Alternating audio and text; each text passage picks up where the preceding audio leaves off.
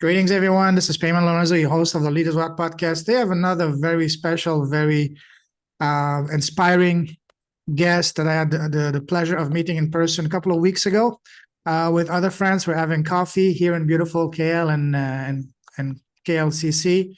We met, and man, this guy, I was just like, wow, spitting fire. His story is absolutely phenomenal. And I knew right there and then that I need to bring him on. So here he is. His name is Canning. He's from beautiful Caracas, Venezuela, Australian citizen. I thought I have been blessed with a very rich life in terms of experiences and travels, but this man trumps it. He's been doing so many cool things. He's been traveling for the last 25 years around the world. He's been in Asia, Southeast Asia for the past, God knows, maybe 5,000 years. Now, for the past at least 10, 15 years working. Just in a nutshell, is a university teacher. He's been teaching Spanish as a foreign language to local people here, as well as he's doing something really, really, really fascinating, which is filmmaker. We're gonna go into that as a director, filmmaker. He was making short films way back a few years ago. He did a film because that's his passion, and that movie got a lot of attention, a lot of rewards, and that really took him on a path to follow his heart, his passion, and now he's working on the script. He just finished the script for the third film and is starting soon the shooting for it. So very, very fascinating. And that's not all. Just like the cheesy commercial, but wait, there's more. This guy is also a motivational speaker. As I said, he used to work in banking, tourism, business, also modeling, dancer. Wow. Commercials for products and companies in Southeast Asia. I mean, come on. How can you get a much more interesting life than this? I told him, you need to write a book or even start your podcast, and also, but wait, there's even more. He also worked at the oil and gas. So the question is what he hasn't done rather than what he has done, because there's so much more. But anyways, without any further ado, Canning, brother, welcome to the show. Oh, thanks so much, Lorenzo, for this incredible introduction. Right. Well, just this humble guy here on the other side of the computer, and well, I'm so happy. Thank you for allowing me to reaching out to to everyone all around the world. And well, I'm here in Kuala Lumpur, and those just to share all the fantastic stories I just came across. Absolutely, pleasure's all mine, my friend. Pleasure's all mine. As I said, we were sitting across the table at a coffee shop with the two of our friends, Diogo from Portugal and Maurizio from Italy. We're having a good conversation, an afternoon. Time just flew by, and said, wow, what a fascinating story. So here it is. But before we start, let me ask you a question. How are you today? Well, I'm great. I'm feeling much better after I was a little sick last week. That's why we couldn't, do the podcast. So now I think I have a very nice voice. Oh yes, I'm a singer. Yes. Under the flu, some of my students were saying that I have a very sexy voice. But oh yes. But I just joke. Yeah. So fine. Awesome. So as I said, the kind of conversation I'd like to have is to get to know you first and foremost as a person, as a human being. So tell us, for people who don't know you, over and beyond what I just said, and that's just scratching the surface, just the icing on the tip of the iceberg. Who's Canning as a person and as a human being? We're going to talk about your business, your movies, all that after, but as a person, as a man, as a human being, who's Canning?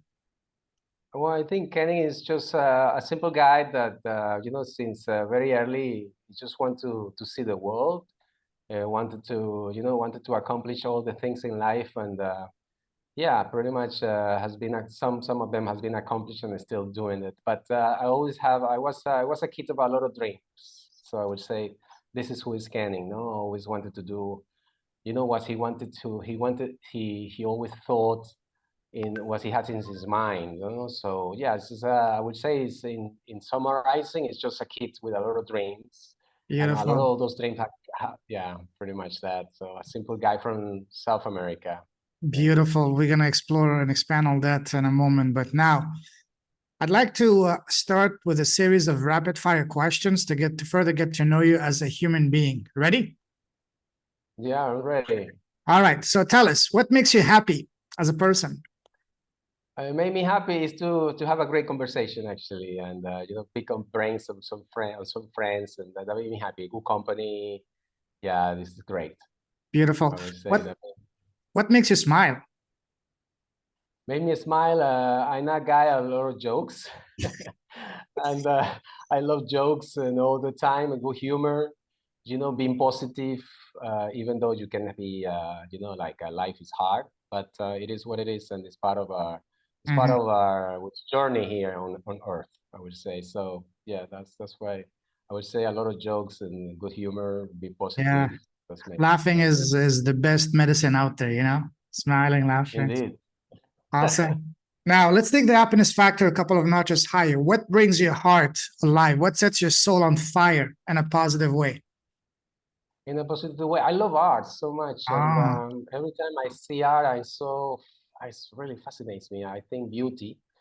I might say the beauty as a good Virgo, in the horoscope sign. So I would say what's the your sign? art, the Virgo, Ah, okay. Virgo, Yeah, yeah, exactly yeah, Virgo. yeah, yeah, yeah. So Okay. everything has to be perfect. Everything has to be in harmony.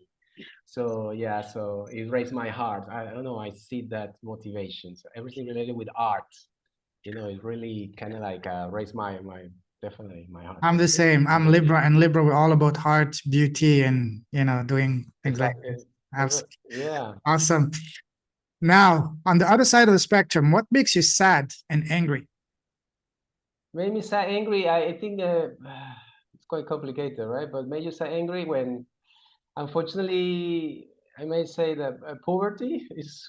I must be kind of like the poverty made me angry, and why we is why do you need to? How can I say? It's quite hard to complicate. It's complicated, but yeah, I would say bad situations, that happens in your own life, and I would say Mhm. poverty. It ticked me. So it made me feel sad. I would say. Hmm. Yes, I'm with you. What scares you? Scares me. Well, I don't know. I'm kind of like a I'm fearless guy, Oh, but wow, what awesome. can it?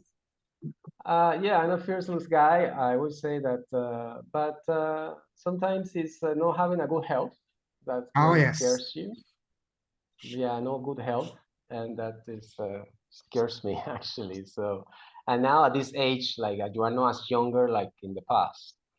So yeah, maybe in the past we were like pretty much thinking that we are not gonna die, but so yeah, I would say that What do not you having a good health. so what do you do to keep your health, to keep a good health? Do you work out? Yeah, Do you eat clean? yeah, What do you oh do? yeah, very much. I always been an athlete since I was a kid, and all the time doing exercise, and pretty much it's part of my life as Mhm. an athlete. Work pretty much initially in table tennis, as an athlete Oh, table nice. tennis. Then later on, I pick up the racket in tennis, and then Wow. also doing weights. I did a little bit of bodybuilding in the past as well as a part of being a model. And yeah, so all of that is the combinations, all right, of Beautiful. working all the time. Yeah. Awesome. What would you say is your personal superpower? Personal superpower. Wow. Okay. Well, maybe I kind of like my wife must be laughing about this, but I might say like being a multitask. Somehow, I mean, like I've been a multitasking and do different things, and be able to maybe a versatile, being so versatile, I can do different things. Like for example, some people maybe in their career is only one focusing in doing one thing, and be able to be a versatile person and engineer myself to be able to do other things. So I think that is my strength, being versatile, individual. Beautiful, beautiful. You love traveling, right? I love traveling so much. Yes, All right. Let me take you indeed. down a different type of traveling now, down memory line. Remember, go back to when you were a young boy growing up. When we were kids, people around us, parents, family, friends, relatives, teachers ask us, "Hey, Kenny, what do you want to become when you grow up?" What was your answer as a young boy to that question? Oh goodness, I remember when I was a kid, I used to make in plasticine. I used to make all this like aircraft, in Oh yeah. plasticine. Okay.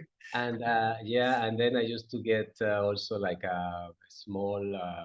I created a lot of like helicopters and all that. So I always wanted to travel and see the world. You want to And become a yeah, pilot? so I wanted to be a pilot initially, but Ah, because I came from a very poor background, right? So where my mother barely can read and write, and my father just finished eighth grade. It was difficult, for me to be a pilot. So sure. yeah, so it was hard at that time. So, but I always was thinking of being a pilot at the beginning when I Mm-hmm. was a kid. Yeah. So, and see the world. So, Yeah. Awesome. Me too. When I was a kid, actually my nickname was Pilot. I wanted to become a pilot, but didn't happen. yeah. Now, growing up, what was your relationship with school? Did you love school or did you hate school? No, I love school. I think school always was a tool to, to be who, kind of like to build to build yourself, to build to yourself. So Mm-hmm. definitely, I always love school. I never had problem with my grades. I always, yeah. So I always was a student, like I may say, an average at the beginning, and then yeah. So I would say I was a good student. So nothing of the extraordinary, but it was an average student. And yeah, I may say that I always like school. Always look forward to go to school and see my friends, of course. Yeah. Awesome. What was your favorite subject in school? My favorites got at the beginning because I was so explorative. I liked to explore. I love animals, and I used to explore with ants and a small. How do you say like small Insects? insect Okay. insects and all that. So I thought I was going to study biology, but I always say in my mind, I said I'm going to become a pilot or a biologist. And but then again, a thing changes. Also, biology is because it's a career which is like you need to graduate first in the high school and then go into 5 years career. So without not having enough money in the family, so it was going to be difficult, to achieve that. So then I decided to study businesses. Nice. So I had to change my path to to Sure. to do something where I'm able to work right away and being able to help the family, with the daily duties, Sure. Yeah.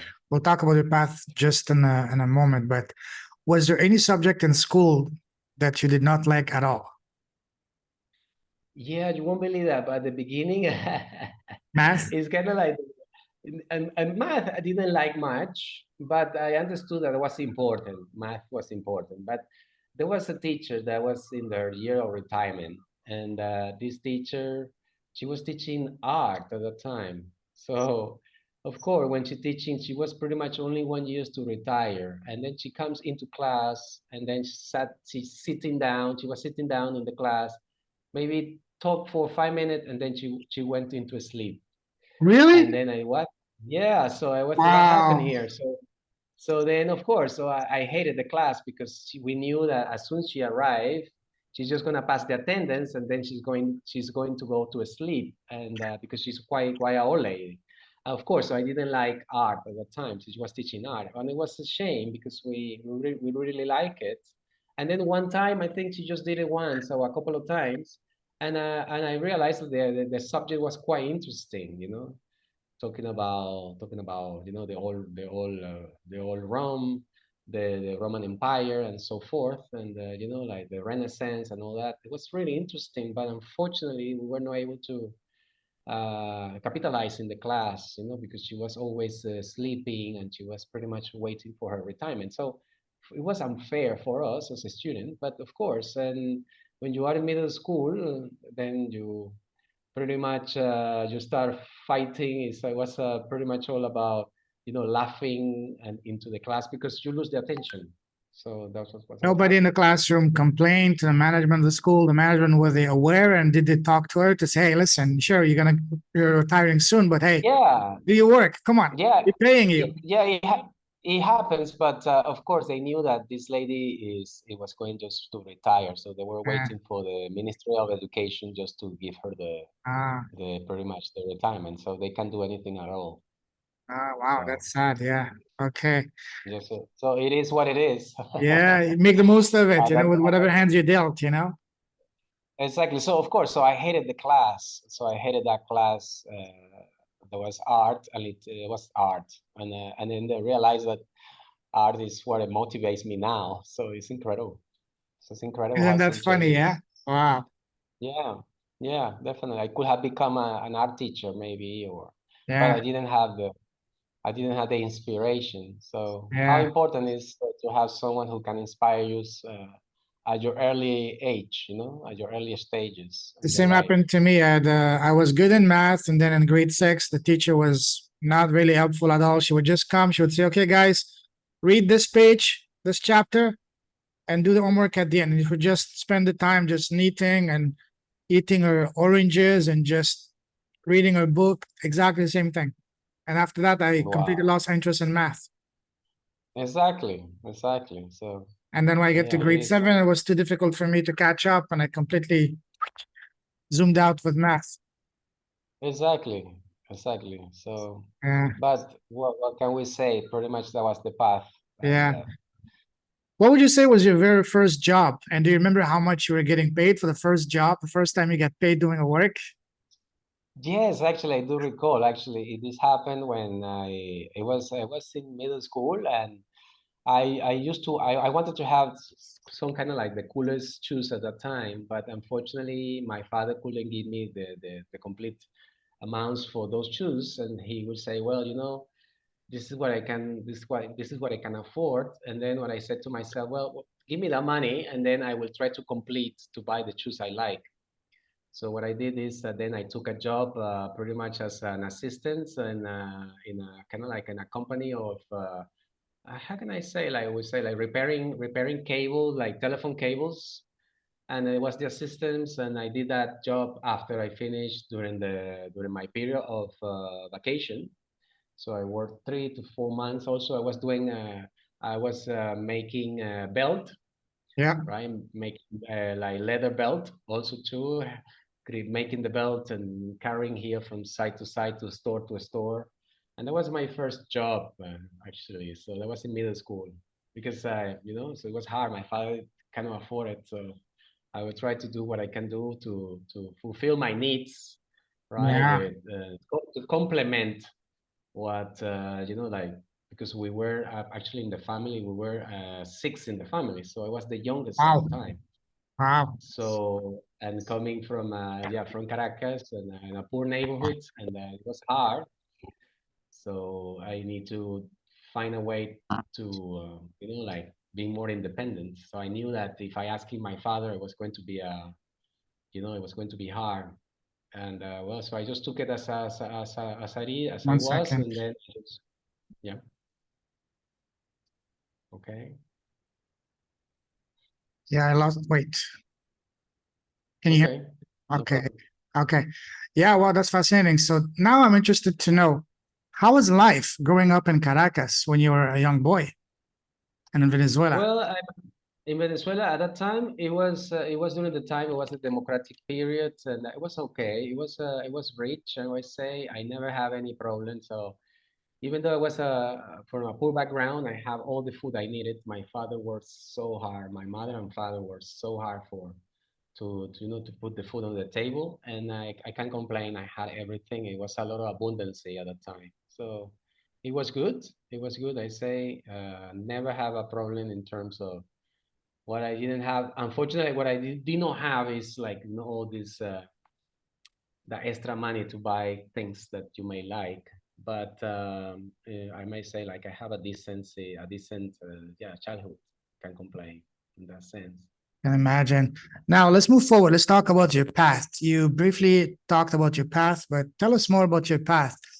From the moment you left school, how would you describe your path to now? Would you say it was pretty much straight sailing, smooth forward? Once you're into one lane, just beautiful, straight. Well, Was more like a turn and twist and roller coaster. when you finish high school, well, when I finished high school, I thought like, okay, I cannot become a pilot. It's gonna cost me a lot of money in the first place, and I thought that the choice I had was to enroll into something commercial that allowed me to have some type of practices after finish high school, and then enroll into some technical school, and to be able to work right away and then provide for my family. So Mm-hmm. that's what I did. So I enrolled in pretty much in when I part of my high school was a technical high school. So I became it's kind of like finishing in administration. So it's like a small diploma in administrations, and from there I was able to pretty much to join right some of the bank, right, the local bank, and be, you're starting in the like an office clerk in the bank, and then from there I took it. I decided to become work at the bank. At the same time, the passion for moving overseas, to go overseas, because I always wanted, when I was at the train station, I always see the tour guys talking to the tourists and talking in different languages, and that was motivates me to study English as a second language.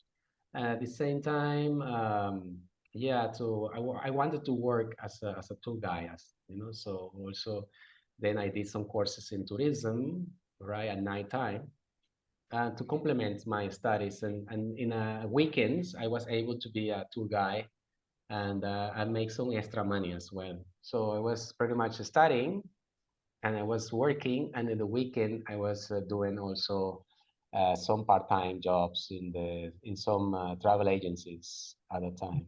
So always busy. And then you said after that, so let's talk about traveling. So you said you've been traveling for the last 25 years. So which countries have you lived in so far other than, so you mentioned obviously Venezuela, uh, Malaysia. So fill in the blanks in between. What other countries have you lived so far in? Well, it's difficult to say because I would say for continents, the only continent I have not seen is Africa continent, Mm-hmm. and it's in the pipeline. I would like to go to South Africa, and I have also friends in South Africa, Morocco, and in different places in Africa. But that's the only continent I have not been. But I have friends also. I have friends that I would like to visit. So, but pretty much I have seen a lot of things. I may say more than, I don't know, 90 countries, 100 countries. I don't know. I lost the count. Wow. Yeah, so I don't know, to be honest, because as an international teacher, right, you travel as soon as you have a Oh, time, yes. and I don't know exactly the numbers. I mean, you just travel, and then the world become your, is The like oyster, yeah. exactly, The like you playground. have the wall in your, something like this. You have the wall in your hands, right? Yes, So beautiful, beautiful. yeah, so it's so beautiful to be all around the world, and it is what it is. So you learn from every single country you go, and it's wonderful. It's a beautiful experience because I think traveling allows you to learn from different culture, allows you to learn. I would say the university of life. I think not being exposed to other cultures. I think everybody should travel. I think that's, if I have the opportunity or if I have the power, for every one of us should travel and see the world. And I think it's because yeah, I you will agree. become more, yeah. And every time I travel, it's like the same. Like you learn, when you think you know something, you know less. It's always something, and that's the beauty of traveling, because you become more humble. You know, And for me, traveling, for me, the two greatest schools of life have been one, traveling, and two, sports. I used to play football growing up. I grew up in the south of France, so football up to a decent level. On the 15 nationals, traveled a lot to football, and I learned the best skills, I mean, life skills through sports and to traveling, because just like you said, you learn about other cultures, but also most importantly, you learn about yourself. When you're in an environment, you don't know anyone, you don't speak the language, you can't even read what's around you. You really have to dig deep inside of your own resource to become really resourceful, to get yourself to think outside the box, to get yourself even something as simple like when I was in China. I don't speak Chinese, I can't read anything. I don't even have a SIM card yet, just that first day. Even to go something as simple as eating at the restaurant, the menus in Chinese. How do you communicate that? So I want a chicken. I said, pak, pak, pak. I just literally did this. Pak, pak, pak, pak, pak, pak. And for side dishes, you just walked around and start pointing at what people were eating, just tick, tick, tick, you gotta think outside the box. It makes you learn about yourself. It makes you overcome your shyness, makes you more outgoing, because you have to, otherwise you're gonna literally die, Exactly. Yeah, exactly. So that's also important for everyone to travel. I think Absolutely. we need to get out of our comfort zone and see the other side of the world. Yeah. And then I think if that happens, everybody can travel. Then Yeah, it will be, I think we will understand each other much better, I would say. totally. So when you left Yeah. Venezuela, what was the first country you went to? Well, while I was in Venezuela, I was traveling. I went to Colombia, right? Okay. I went to, yeah, pretty much I went to Colombia I used to have like a small businesses in Venezuela. So I used to go to Colombia quite often to buy products, right? To go into Colombia. And then after that, I went into London. I think that was one of the first time I was with my current wife. I went to London. Quite interesting, right? So big surprise. At the time, it was direct flight from Caracas straight into London. Wow. And yeah, it was quite interesting. Yeah, very interesting to see to see that first city, London. Then we went to Spain, also Madrid. It was nice. And then to see more about Europe, right? And once you are in your country, once you travel overseas, when I was traveling, going to Colombia, it was pretty much for, how can I say, like for commercial purposes. So you were not interested in the culture. You just were more interested to pretty much travel and buy the goods that you need and travel back. But this time I was a tourist, so try to understand, right, pretty much all about England and all about London, the culture and the people. Yeah, quite interesting. It was a nice opener. I remember at that time. Beautiful. So how did you end up in Malaysia? Well, and then Malaysia is because at the time when I married with my wife, we got married, and then after that we decided to. She was already into teaching, but I was in banking. So because I was in banking, I was trying to find jobs in banking, but at the time there was no internet. What it was this internet, but it was in the first stages of the internet, and so it was going to be difficult for me to find a job in banking if I don't have the network, right? So in another part of the world. So I think it was easy was to teach, and then we thought that, yeah, teaching a language like Spanish was start to growing as the second biggest language in the world. It was going to be a good idea. So then I enrolled into become I had to go back to a school, and then I had to do a pretty much a postgraduate degree in education, and then courses related to teaching Spanish as a second language with Aula Cervantes and all the institutes related to become a certified teacher, in the Spanish language. And that's Beautiful. what I did. Yeah. So it was easy, of course, back into Australia. For it was not going to be exciting for my wife because, of course, she wanted to see the world. And then when we decided to pretty much shuffle the cards and select the country where we're going to go, you just pretty much put all the resumes all around the world, and then the first country that pretty much came up jobs for both of us was Malaysia. Wow, So beautiful. yeah, so it was meant to be to come here to Malaysia, and then we started teaching here in Malaysia, and then we're still here. So that's how everything started. Have you learned to speak the language here in Malay? Yeah, I can speak some Malay here, and it's more, I would say, what can we say? We say bole. Yes, we can. I can. Yeah, bole, I can. Yeah, bole. Adalah at It's the more, end. yeah, it's more survival. My Yes. Malay is not bad, but it's more a survival Mm-hmm. Malay for pretty much for my daily activities. So yeah, so I can speak the quite decent, I would say, survival Malay. Yeah, beautiful. Let's move forward. There's a saying that says, change your story, change your life. And by story, I mean what we tell ourselves in our head all day long. So when you're canning, you're at some of the lowest point in your life.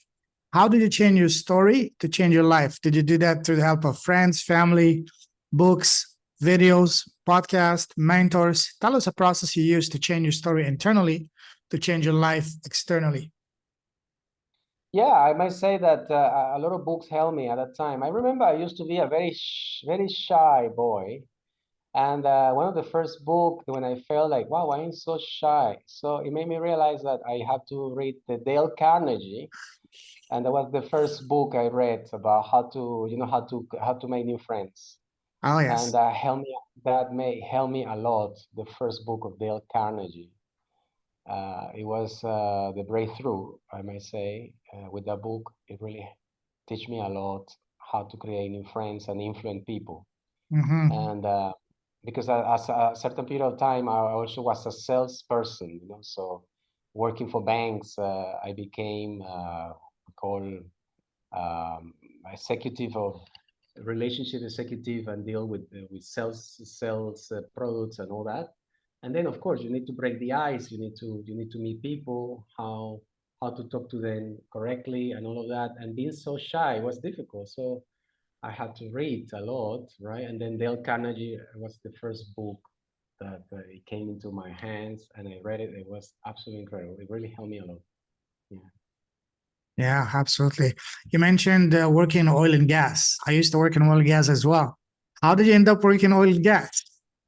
Well, actually, that was quite interesting because I was pretty much in education, right, and in businesses. But there was an opportunity to work in oil and gas from Malaysia Ah, to serve clients in Houston.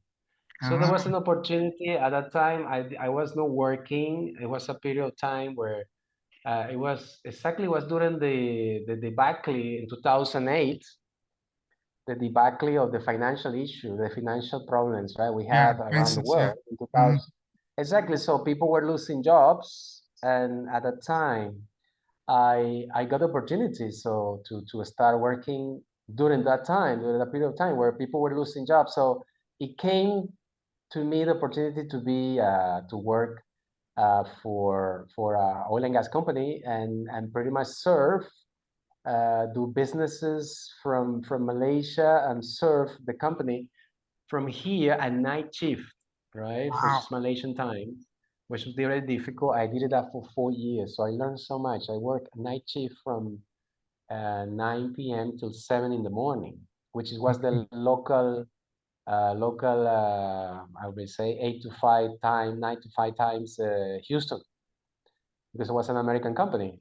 And I didn't know anything about IT because there was no my background. So I suffered a lot, I may say. It was difficult, but I learned so much. I always say that it was a very difficult job to do, but I learned so much about as an individual. I learned to multitask.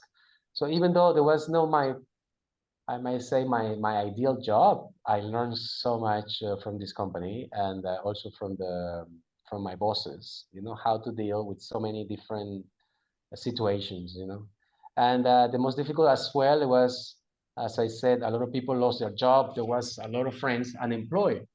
But I took the advantage. I say, well, if I'm going to be unemployed, I'd rather to be employed, and Sure. I don't mind if I have to take this challenge to work from night till morning from here. So I just took the opportunity. I always say that crisis is like that. You can take opportunities or you can keep complaining. So I took the opportunity to work at that time, and it was very hard. It changed everything. It didn't help with my health, but it was good in somehow for other things. So it really made me to grow as a person. So Absolutely. I took it as an opportunity. How long did you keep that job? I did that for 4.5 years, four Wow. years. Wow. Yeah, so it was pretty damn hard. And then I realized that I was missing a lot of my relationship with my wife as well, and I was not able, even though you go on traveling, it was difficult because you always was sleeping during the day. Yeah, no social And life. You're missing a lot. no Yes. social life, exactly, you're missing a lot. So then I decided like, okay, it's good to go back to, I think I did what I did. I learned a lot and it was time to move on and do something else. So that's Yeah. what I did. So I moved on. Absolutely. You know, everything happens to prepare you for the next stage of your life. So now let's talk about Exactly. you mentioned about modeling and singing and dancing. Tell us about that. That's fascinating. How did you get into that? Well, I was when I was in Latin America, I was doing like some stunts of like a little bit of modeling, but then Mhm. it became when I came to Southeast Asia, so I was a new face, right? And at that time, because I always had been doing exercise, so I have a fantastic body. It was bodybuilding. It was quite strong body, and then everything came. It just clicks.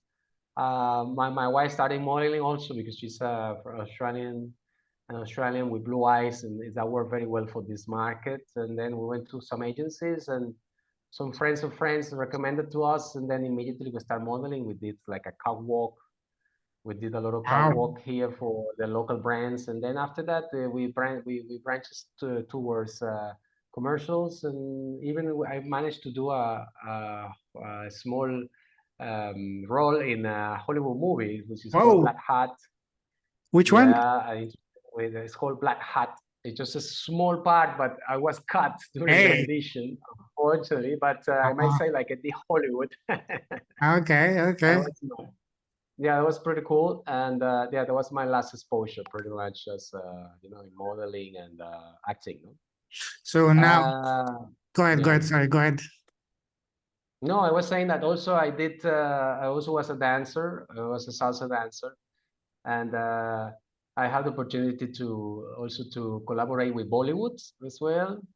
So I did commercials with I have done several commercials with the Bollywood directors and managed even to be able to do a choreography for Saif Ali Khan, a famous Bollywood actor, and that was pretty interesting story at the time. So yeah, so it was all quite fascinating, right? As when you Yeah. become a talent. So I did a commercial for from I remember the Burj Khalifa. I was one of the model for there was the launching of the Burj Khalifa and the main commercial. So I was in that main commercial.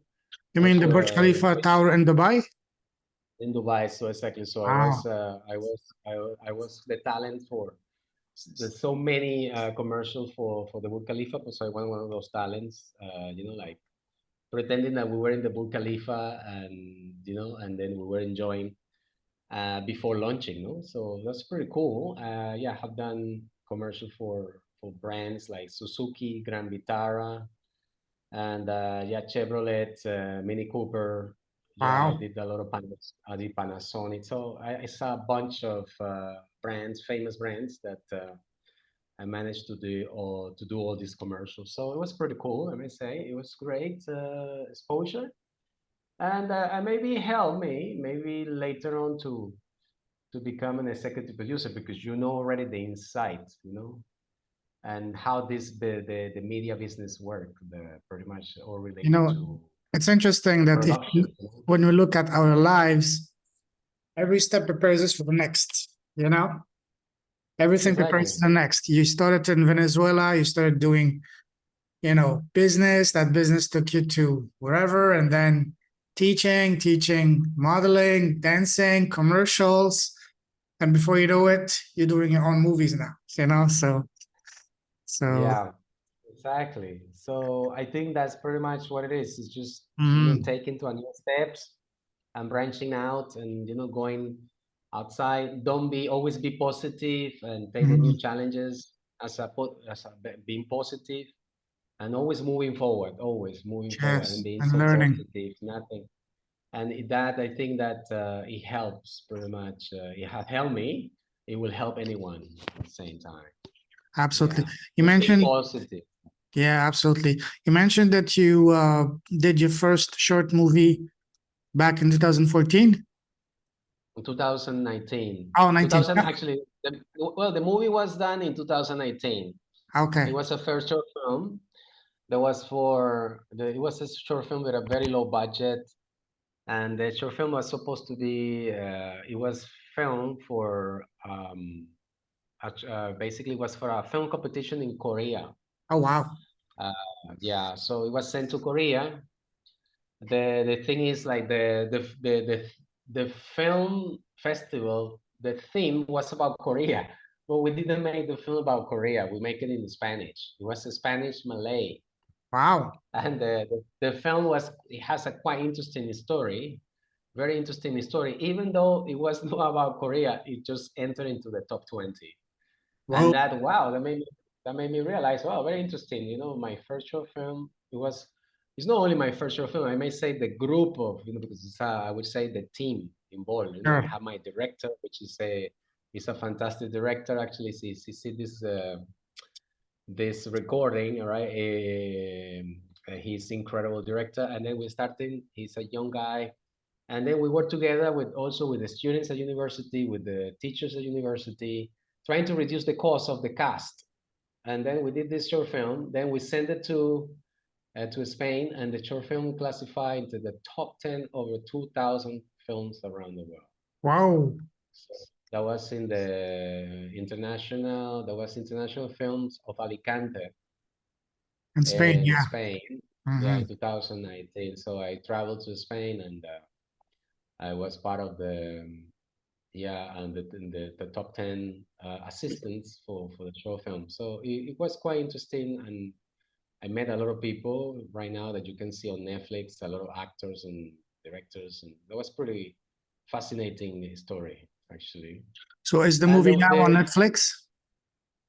no, this is a short film. So this is very Ah, short film. That was an 8 minute. No, there was no. That's no. That was in Netflix is some of the participants, because there were like guys that they had been doing this. They do this all the time.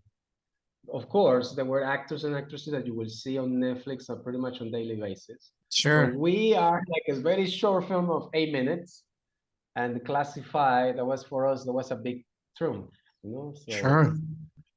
to be able to, like, wow, be part of that very nice group of people. That was fascinating. That was really fascinating. Absolutely. uh, yeah, and that first short film, in the way back, our plane got delayed. So we were in Alicante. When we flew back to Barcelona, we had to change plane, but the plane that we were taking to Kuala Lumpur, it has some technical issues. And then at that time, there was a doctor from Malaysia at the pretty much waiting also at the departure gates. And then we just, by casualty, we just met, we chat, and then he said, "What are you doing here?" And then he said, "No, we came here just for a film festival and tell all this story." And then he said, like, "Oh, so what part are you coming from?" "No, I'm coming from Malaysia." "Oh, I'm from Malaysia too." So it happens to be that he became also the executive producer for the second movie, because we're talking Wow. about, we create this second movie about organ donation. Beautiful. And that was incredible story about the second short film. And then this short film also was awarded in India. It won an award, and unfortunately, it was during the pandemic in 2020, and it was awarded in India. And then the film went to Spain and also was another award. So it was fascinating. That is all about this second short film. Is about organ donations initiative, which is saving life. And there was this is an incredible short film that now is saving, pretty much, it has been exhibited numbers of times in Europe, because the award that this film got, it was like the guide it's the guide of all related to organ donations initiatives, and the film is like an educational item that is displayed in every local school in Spain. Wow. So Beautiful. so this film is changing people's life, and it's just in Malaysia. This second film increased the amounts of people interested to donate their organs. Beautiful. So Wow. so that is what films can do. It really can change people's life. I mean, so that's why I'm so excited Sure. about this my new project, actually. Before we Yeah. talk about the new movie, tell us the title of the first two movies and if where people can First find them. time, uh, Yeah, the first movie is called Alegría. Mhm. Alegría, which is mean happiness. Yep. So short films, yeah, short films also won. It was finalist here in Malaysia. In the it's on YouTube. You can find it. It's called Alegría, Alegria, Alegría. We look it up as well. Alegría, Alegría short film, and as you look for FITA award, FITA awards, and the film should be there. And it's just 8-minute film, the first short films, and the second short films is also available. It's called The Signature. The Think I found Signature. it. Found it. Yep. Okay. Great, and exactly. So very Wow. interesting. Okay, I'll put it Yeah, in the show notes. Awesome. Cool. yeah. Wow. So now, with the success of the first movie, how did that change your life? What kind of opportunities or doors did that open for you? Well, I would say that now I have a group of filmmakers in Europe where I can visit. I can talk to them, and I Sure. can networking, I might say. And it's great because you met them in a film festival, you know, so you are a colleagues. You are not like someone you're gonna call on pretty much on you know, like just randomly, you know, just I would say my name, hey, scanning, we met in International Film Alicante. Of course, yeah, I remember you, pa. And then that would be very straightforward. It's once you enter right into this type of small circles, and then you will be able to, you know, be listening. People will listen to you because you know you were in those events. So I think that's it's all about. It's still about networking, right? How do you know? Who do you know? And where do you know this person? So rather than be a random guy and someone's gonna call you, of course you're gonna block them. You don't know who this guy is. So I think that's the opportunity when you go into those circles. And yeah, so I have a nice group of filmmakers that I met, and we have a good rapport. And yeah, of course, I can bring ideas into the table, and you know, future projects, and that's pretty cool. I would say that's pretty Beautiful. cool. Yeah. Yeah. Tell us more about the current movie you're working on, all the beautiful thing about it. Tell us everything you want to share about the wonderful, exciting Well, project you're working well, on. it's this is called the Secret Friends. The Secret Friends is a new short film I'm creating now, and it's quite difficult to explain at this point in time. But yeah, so it's the story of a kid that is in love with his Spanish teacher. But yeah, the behind is because it has a lot of back and forth storyline, so it's very difficult to explain. But I hope that this short film is going to be filmed in with all again with the students from the university in Spanish. Okay, we're looking to do that, but at the same time, I do believe this film is going to be very has a lot of impact somehow. It's going to be more entertaining rather than inspiring. But I hope that the good part is I just the exposure of my students from Malaysia speaking Spanish 100%. Wow. Speaking in Spanish, yeah. So these students they're in the basically Spanish is not their main target language. They study Spanish, so if we're gonna do a movie with the Malaysian students speaking in Spanish, and it's gonna be launched into the European markets, and it's gonna go to those film festivals. So I think it's gonna be very interesting. So Is Spanish popular here in Malaysia as a language for students to study? it used to be in the past because there were a lot of soap operas, right? It was a lot of soap operas in Spanish in the last 20 years. From But Mexico, unfortunately, yeah. Mexico and Venezuela, Latin America. Yeah. But we can say in the last 10 years, the market in Malaysia has switched to Korean. It's all about Korean soap opera, BTS, all the famous artists from Korea, right? So I may Wow. say right now the market in Malaysia is all about Korea. It's all You know, about when, Korea. But we when, believe that in the future we can retake that. one idea that came to mind while just talking to you, You remember when you mentioned the story of your art teacher that would just sleep in class and just let you guys do Yeah, what you wanted? You know, that would be a great topic for for a short movie. You know, yeah, you can do that, and the teacher that the sleepy teacher, something along those lines. You know, you go to school, the teacher doesn't just okay, guys, here's go to this chapter, read this. This is our work. And she just now she spends all her time chatting with a friend on the phone or talking. You know, something along to make it more modern. I think that could be a very entertaining topic. Quite a lot of people who can actually relate to that. You know, something along those lines. yeah. Well, we need to look into it. I mean, what is the outcome, right? Yeah, exactly. As a filmmaker, you need to have a Hmm. different purpose. What do you want to accomplish? Do you want to leave a message? Do you want to, Yes. so in my first short film, the message was about, happiness. That's why it's called Alegría.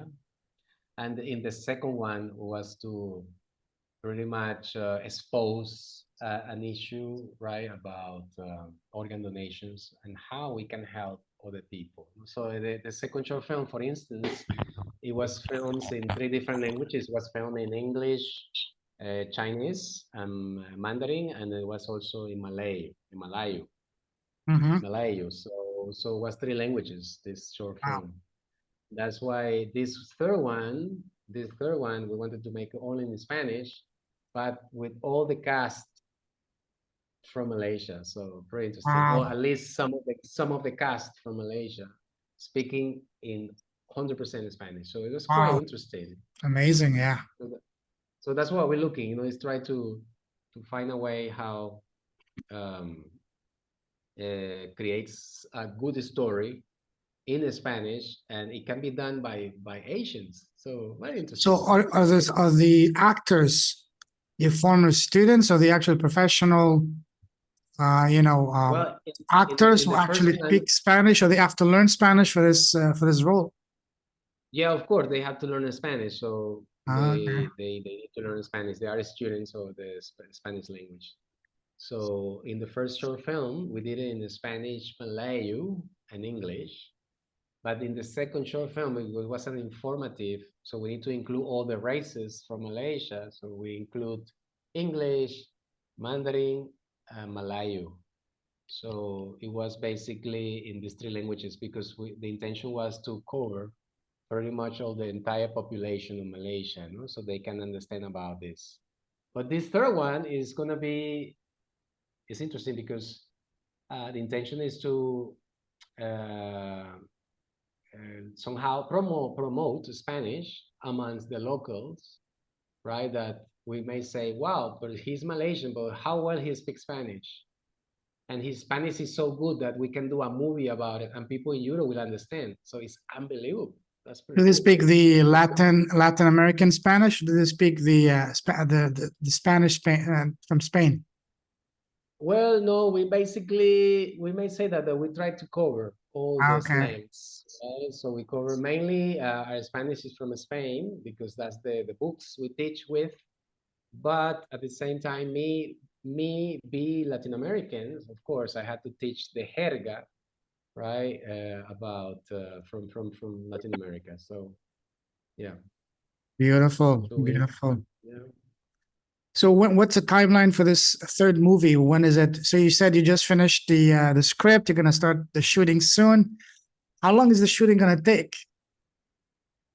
For this short film, I think it's gonna take around 2 weeks because it has a lot of twists and turns. So as I said, the it may take 2 weeks because we have to do as I said, the story is back and forth.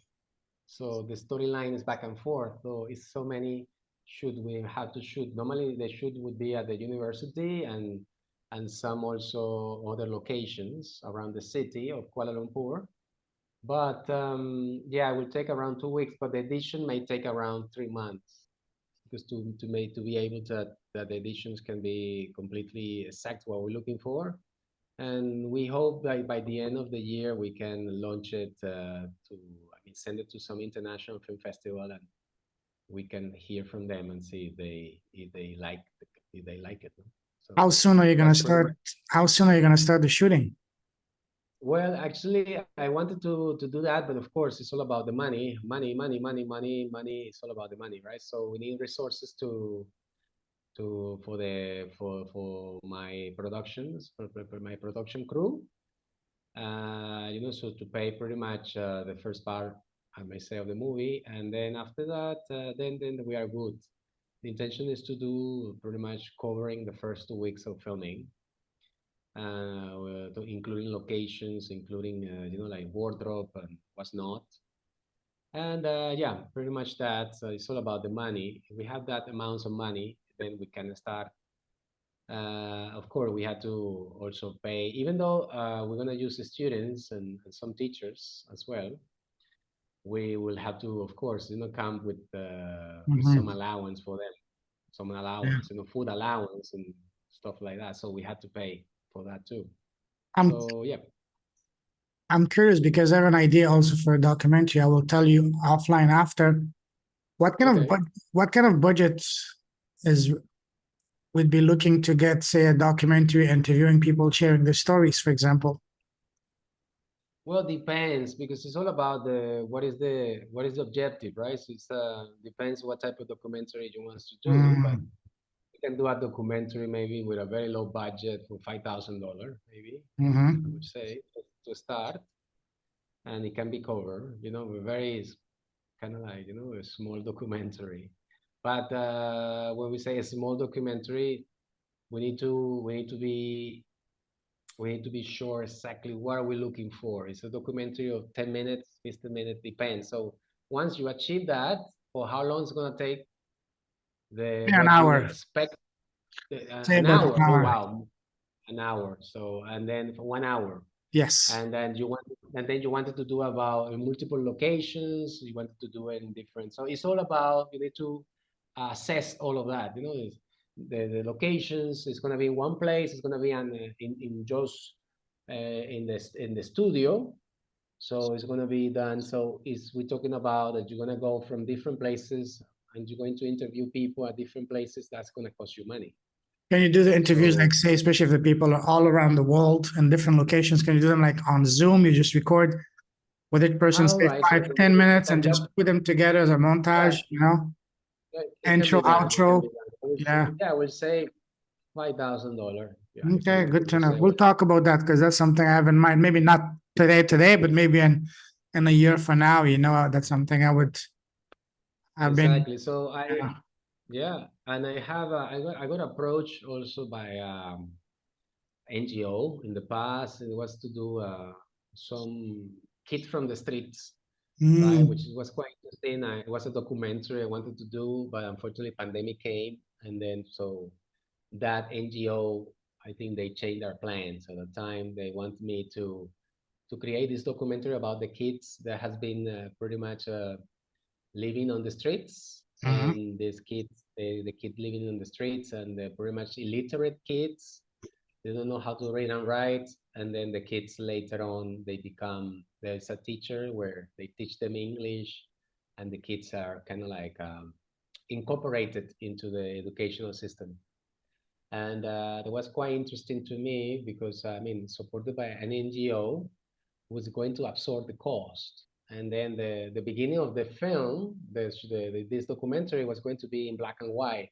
And we're going to show where the kids were living, where do they spend the nights, what were the struggle, very, very fascinating, about talking about all these kids mhm, and, and then what happened with their family. So we're talking about the story about the kids. And then we'll do in color.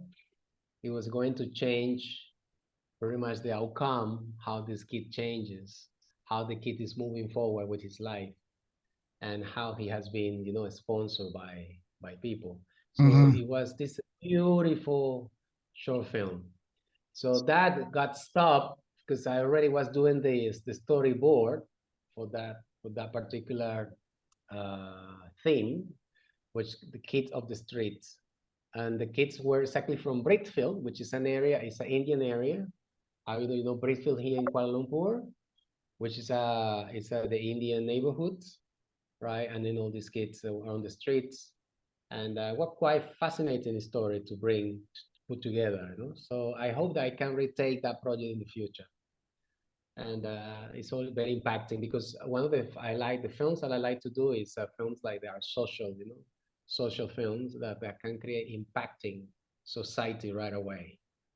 And you can create films, but you know, it's not impacting anyone. Okay, that's great, create a film, but I like create films that really impact society in a good Yes, way. And I think that somehow it gives me as an educator, help me to, you know, keep inspiring people, you know, and helping society to move forward. That's what I like very much. I agree. That's a good thing. That's exactly what I'm as well. One second. Um, yeah. So is that something that from now on, just looking to focus fully on just creating short movies for the foreseeing future? Or do you see yourself transitioning from short movies to full length movies maybe in the future? Or what's your Totally, basically totally. what's your vision for the next say 5, 10 years? Well, at this point in time, I like to go step by steps, I would say, you Hmm. know, step by step, because the intention is to go step by step because then you can achieve the goals, you know, how was perceived the movie. And I don't put myself those big goals because then sometimes when I put those big goals, you may feel disappointed, right? Some people may say, well, you should do that. But also, I would love to go back to Latin America and work in a full length movie for sure. And I have been already been connected with some contacts in Latin America, and to be able to pretty much produce something interesting like a full length movie, 90 minutes. Well, of Hmm. course, we're talking about a real good budget. No? We're talking about a budget of $100,000 minimum to do this type of movie, and it can be done. And the stories are there. I have already writers, good friends that are very interested to.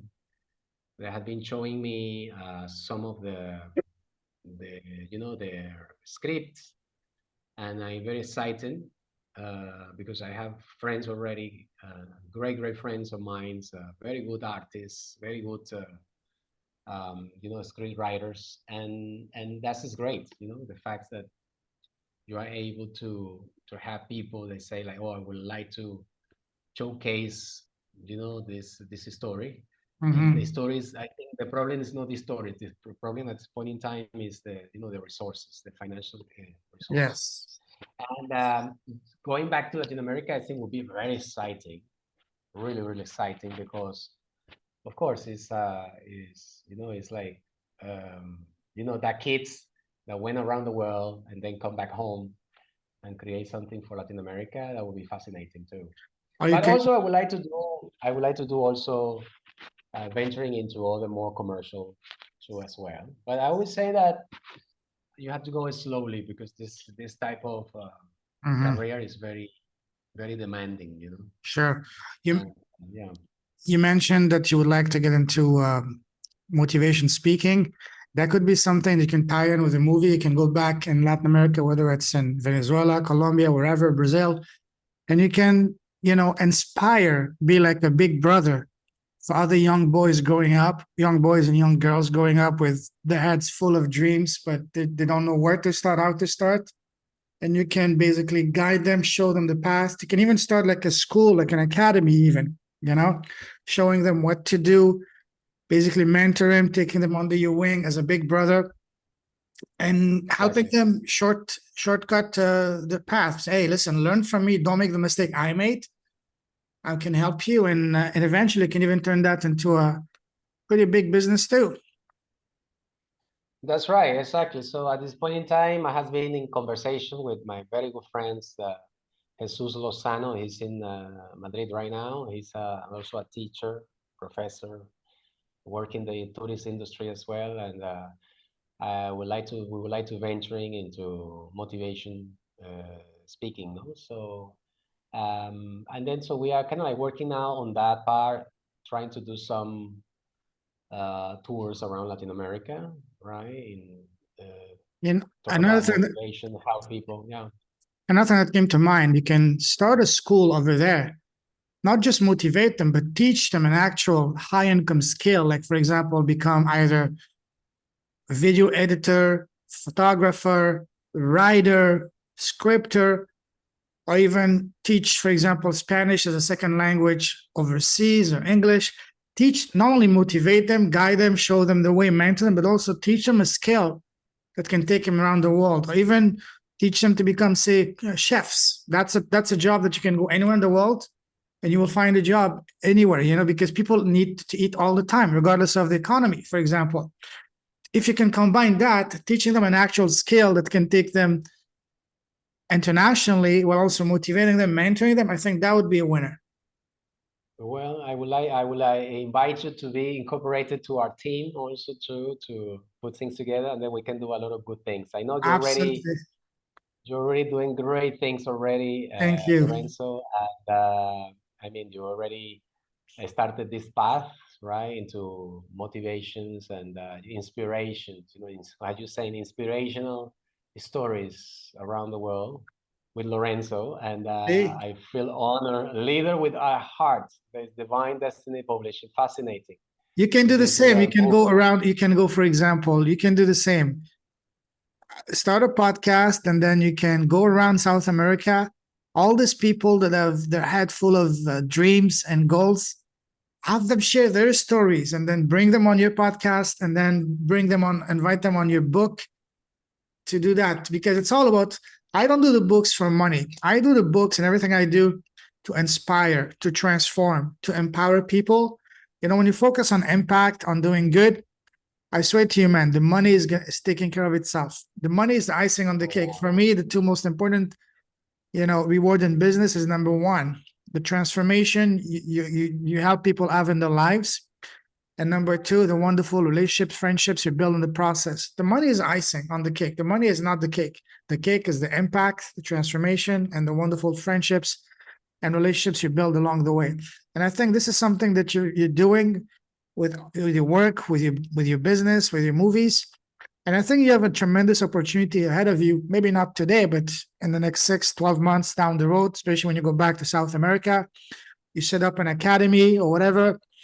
You teach, you not only you play the role of the big brother, the mentor, but also actually bring other experts, bring other professionals together as a network, like your own university, so to speak, but without all the crazy cost. They can learn actual skills that take them around the world to travel, live life, and also earn money in the process. Actually transform their lives. Yeah. Fascinating. Okay. Yeah, I think it's a perfect framework to start on that, and I'm gonna take your advice. As I always say that we want to do so many things, right? And time is the love of creations, and be able to travel, to meet people. Yeah. It's just fascinating. It's fascinating because that raised my heart. So you asked me about it now. It's really fascinating. I saw it. Yeah. Yeah, and I to create new stories, create new stories through the platform of filming is something very unique. I would say that you can create a filmmaker academy in Caracas, for example. Just other boys that have their heads full of dreams, motivated, smart, intelligent, but have no structure, nowhere to go. You come in as the big brother. We've done it. We're in the shoes. A few decades ago, you were in the shoes, and then you made it happen. Now because in life, we're all in life. One of the reasons I understand that we are in this life is not only for us to learn and grow and become a better person, but then take those lessons, those gifts, share them with others so that we can all collectively rise. So now you're in a stage of your life that to give back, to mentor, to impact, to empower, to inspire others. And when you go back to South America, let me know.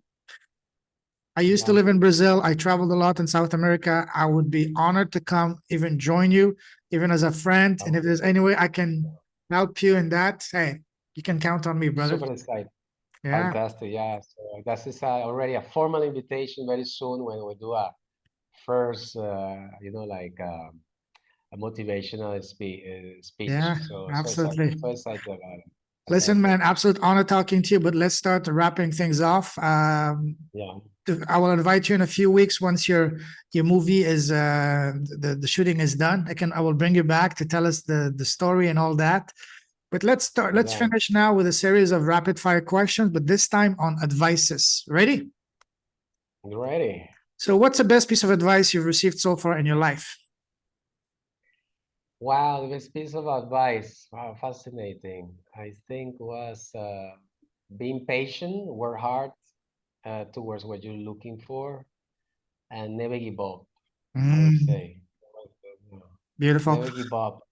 Yeah. Beautiful. What was the worst piece of advice you received so far in your life?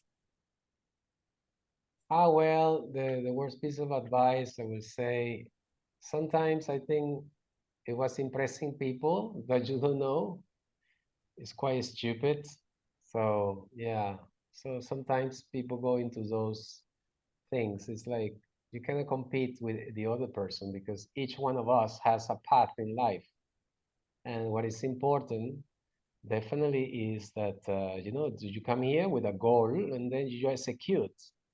And then comparing to someone else, it doesn't make sense. So never compare yourself to someone else because you are a very unique creature in this world. Yeah, like a few days ago, I was in the car with Maurizio. We were going to someplace, and I told him, "You see, the street, the road, there's different lines. Each car is in its own line. So that means even each of us, we're in our own line. Your competition is not the next guy or the next girl beside you. The competition is you. The competition is the version of you yesterday. Your goal is to be 1% better than the version of you yesterday. If you can do that, you've won the game of life, you know?" Exactly. So I think is sometimes people go into false idols. You know what I mean? Like for some reason. And nowadays that we have the Instagram, we have all these applications Oh, where yes. It's crazy. it show you something like, someone is pretending. Fake. Yeah. So Virtual. it's so fake. And then so when you are really clear in what you're looking for, it's easier. Yeah. So it made your life quite, you streamline things, and then you just go straight, direct, Totally. and you don't need to be going around and around. Yeah. So I think this is something that you learn through the time, through the years, through the mistakes, and it made you realize what are your strengths and what are your weaknesses, and Totally. definitely so then you will take it from there. Absolutely. Yeah. I agree with you totally. Now, imagine that you were blessed with a time machine. You can go back in time and sit face to face with an 18-year-old Canning.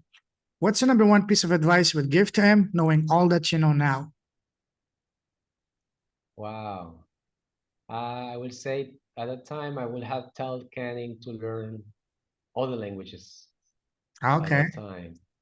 Yeah, other languages, because even though when I started basically I started English as my second language, but then I started Germany, but I never finished it. So Wow. I did German 2 semesters, but I should have continued with the German, and I feel like I missed that, And yeah, I would have say that in particular that, and yeah, I would say I will have say that to Canning.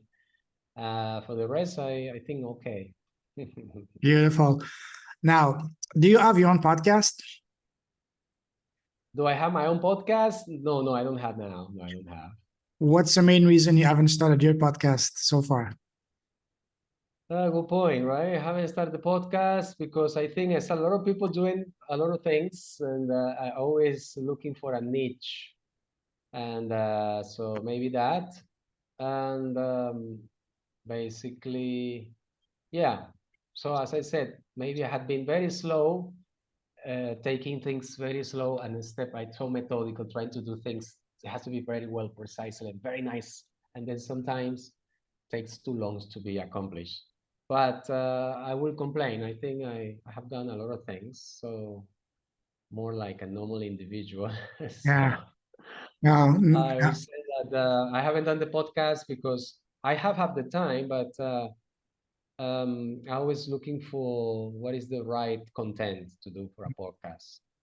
So that's what happened. So I was looking for the right content that I'm gonna put into a podcast, and that's what I always start defining. Because I like traveling, I like drinks, I like so many things. Yeah. Also, I would like to combine a sport with travel, with Yeah. glamour, whatever. And then so sometimes you get kind of like out of the rail. So that was how it happened. So Yeah. I decided better when I have a clear understanding of what I want. At least in filming is different because you already know what you want to accomplish from point A to point B. It's easier, but in podcasting, I think I found that you have to podcast pretty much quite on daily basis and weekly basis. So so it's something that it takes time too. So Sure. yeah, so Next time we that's why meet, I found. next time we meet, I will explain to you in all the details how you can you can start podcasting and how podcasting will really help you with, because we all have a story, sharing your story, sharing your experiences, your wisdom, and all that. Sure, there's a lot of podcasts, but there's only one Canning, and there's only one person with your experience in life, and people, especially, and we only scratch the surface here on the podcast. You have you've been blessed with such an interesting, fascinating life that people would love to listen to that. So I will explain that to you next time we meet. So Oh, imagine wonderful. that you have a podcast today, and today you're interviewing the most special person in the world, and that is yourself. You're interviewing yourself. What's the first question that comes to mind that you want to ask yourself? Wow. Okay, what are you doing in Southeast Asia? And I what's your don't know. answer? Exactly. What are you doing in Southeast Asia? I mean, like, yeah, interesting. I don't know because it's very random, right? All right. So yeah, it's quite interesting. Yeah, I don't know. If I had to interview myself, whew, so many things come into my mind. I don't know how to What's the first thing that comes elaborate. to mind? The first thing. The first things come to my mind. I'm going to interview myself. Wow. Um, uh, I may say, uh, it's very difficult. I don't know what to say, to be honest. No worries. But Okay, that's fine. Now, sure.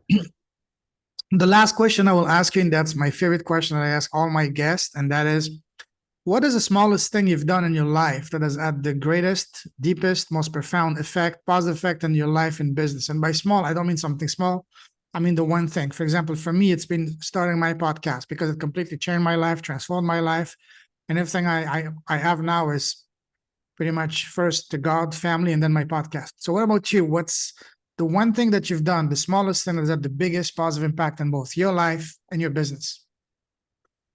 Well, I will say, I think I said before, I think when I did this second short film, initially it Mhm. was, I thought there was, um, like was a monetary, speaking, how can I say, like, motivates me because I just gonna do a project, right? And they're gonna pay me for it. But actually, no, they made me realize that they are able to change people's life. They're Mm, very impacting. Very impacting that too. So I sure. would say this making this second short film. Every time I watch it, I cry. Oh, beautiful. Okay, beautiful. All Yeah, right. because as I know what is the impact that still the short film has, is still having. Not only now, it's just the continuity every time people watch it. Mhm. It's absolutely amazing. So that's why it motivates me. It made me feel so proud. Like doing something so cool and be able to be a filmmaker. I mean, like be able to, I never thought that I could be a filmmaker, but it's just all, like hands-on, and you can do whatever you want to do. Sure. Like or someone telling you, no, you cannot do this, you cannot do that. No, actually, no, this is the contrary. You can do so many things, and you only have to, like make it happen. And just the fact that you are making something happen, that you can say, well, I have two short films. It's like, wow, that's pretty cool. Absolutely. And yeah, absolutely amazing. So Yeah, if you ask anyone, oh, have you done a short film? Say, what? What are you talking about? that's amazing. No, I don't know many people. Yes, that's for sure. Yeah. Awesome. Exactly. Listen, So, Canning, absolute honor, pleasure talking to you. You have fascinating, one of the most fascinating, and I've done over 230 podcast episode, and you rank up in the top 5 of the most fascinating people I've met so far. And we only scratched the surface. amazing. Amazing. Um, Thank you. Yeah. You're welcome. I salute you. You're a true leader with art. Keep shining your light. Keep blessing the world with your work, with your impact, with everything you're doing, with your films, everything you do. Keep doing it. Keep blessing the world with your presence. Stay safe. Stay awesome. God bless your brother. Talk to you very soon. Oh, sorry. Thanks so much. I forgot one thing to ask you. My bad. My bad. If someone wants to connect with you, what's the best way to do so? Well, they can come to my. I have my Instagram. It's scanning Alexis. I don't know. I can type somewhere here. I No, don't don't know if you worry. can. Just you send it to me after. I will put it in the show notes. That's okay. That's That's okay. right. Yeah. So you can connect with me through the Instagram account. Yeah. And yeah, for sure. Then we can talk. It's about filming or Yeah. projects. I will be Send me delighted. I will be also delighted. Yeah. Send me also the titles and then the links to all your movies you've done. I will put them as well in the show notes so people can watch them. Anything you want to share, let me know. I will put it in the show notes because if I can help you get more visibility, I would be delighted to do so because you're doing wonderful work. And my podcast is to help good people with beautiful hearts and powerful messages to win. And you're a great example of that. So if I can be of any help to help you get your message further and higher, it would be my honor. So Thanks, Lorenzo, really much. And yeah, for this interview. And yeah, I hope when in the editions everything looks fantastic, great. absolutely, And absolutely. yeah, and very exciting to watch it and share with my Yes, colleagues, friends, and sure. family. So I will be delighted because it's gonna go around the world for sure. Yes, yes, yes. And super exciting, super Pleasure's all exciting. mine. Yeah. As I said, listen, absolute honor. You're truly the heart. Keep shining your light. Keep blessing the world with your presence, impact, your movies, everything you're doing. Stay safe, stay awesome. God bless you, brother. Talk to you soon. Take care. Take care, man. Bye Ciao. bye. Bye Ciao. bye.